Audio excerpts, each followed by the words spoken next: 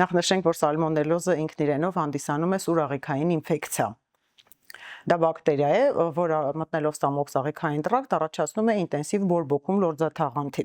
Վտանգավոր է այնքանով, որ դեպքերի փոքր տոկոս դեպքերում հնարավոր են բավականին լուրջ հետևանքներ, մինչև անգամ սեպտիկ շոկ, լետալ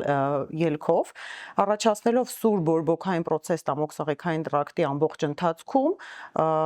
ունենում ենք բավականին մեծ ռիսկեր, այսինքն ջրազրկում, սպաստիկ ցավեր, ինտոքսիկացիոն համախտանիշ, եւ եթե ժամանակին բուժօգնություն գրագետ չմատուցվի, պրոցեսը կարող է երկարաձգվել եւ հանգեցնել որոշակի բարդությունների։ Սալմոնելոզը, ինչպես եւ բազմաթիվ այլ աղեստամոքսային ինֆեկցիաներ, կարող են ընթանալ լատենտից, այսինքն թաքնվածից, մինչեւ սուր կլինիկական ախտանիշներ, այսինքն ունենալով մինիմալ ախտանիշներ, տնային պայմաններում ինքնաբուժությամբ զբաղվում են պացիենտները, նույնիսկ չմտածելով, որ դա հենց այդպիսի վարակ կարող է լինել։ Իհարկե, դեպքերի մեծամասնությունում 3-ից 5 օրվա ընթացքում դա կարող է բուժվել, նույնիսկ ինքնաբուժվել, պահպանելու դեպքում համապատասխան սննդային եւ ջրային ռեժիմը։ Իսկ մնացած դեպքերում արդեն սիմպտոմների սուր դրսևորման դեպքում իհարկե ցանկալի է բուժօգնություն։